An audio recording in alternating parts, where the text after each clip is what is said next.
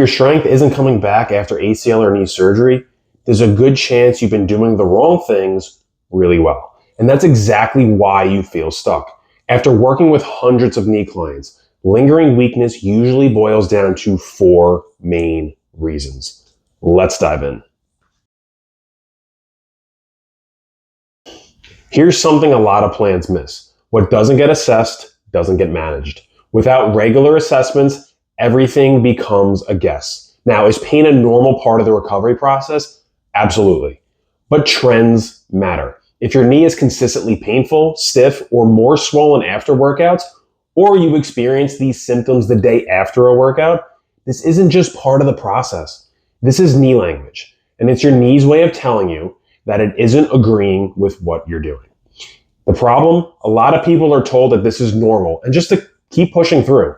But consistent pain and swelling don't just sit there quietly.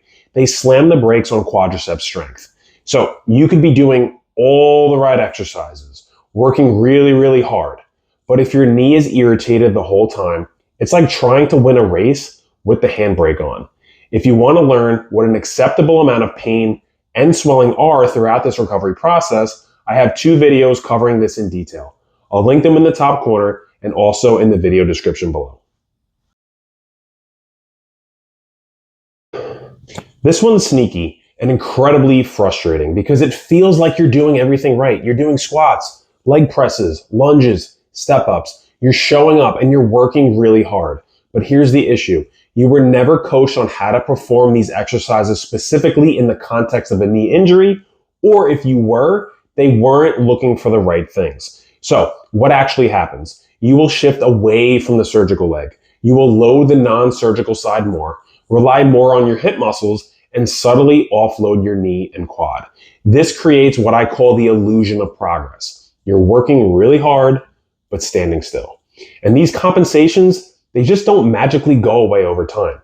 They will continue if not addressed. And they will start to leak into every activity that you try to do going forwards. Strength work, running, cutting, playing sports. This is one of the biggest things that I catch during online assessments. If you want to learn the 4 most common compensations, I'll link that video in the top corner and also in the description below. And if this video is hitting home, make sure you like and subscribe for more ACL and knee recovery tips. There's a massive difference between training for strength and just exercising.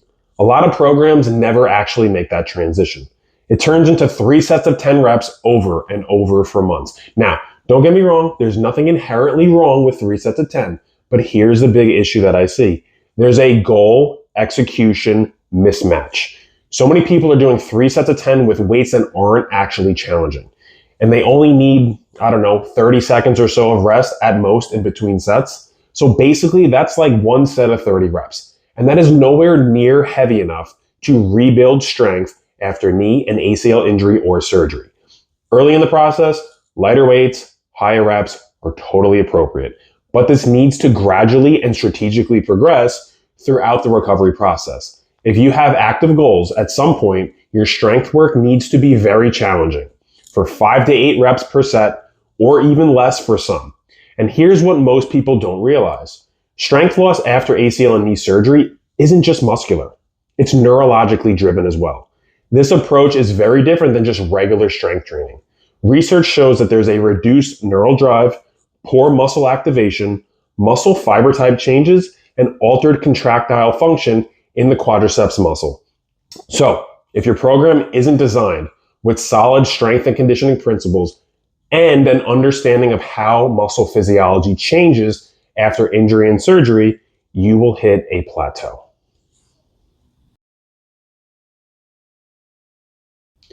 This one gets overlooked all the time, especially knee extension. You might have been told that your knee being 0 degrees or flat or close is good enough. Here's the reality. If your opposite knee hyperextends, 0 degrees isn't normal for you. And in the vast majority of cases, we're aiming for symmetry to your opposite knee. Research shows that missing just as little as 5 degrees can significantly impact your recovery, especially quadriceps strength. Now, flexion range of motion is important as well. If you're missing flexion, your muscles have less bandwidth and less excursion to work through, which changes length-tension relationships and peak muscle forces. Simply put, your muscles can't produce the force where they need to effectively. If you want help regaining your knee range of motion, check out my 2 videos breaking this down in detail. I'll put them in the video description below. So if your strength isn't coming back, it's probably not because you're not working hard enough. It's because one of these 4 things are missing or overlooked. If you want help figuring out exactly what's holding you back, you can book a free call with me using the link in the video description. We will break down your situation in detail, and we will find the bottleneck in your recovery. I'll see you guys in the next video.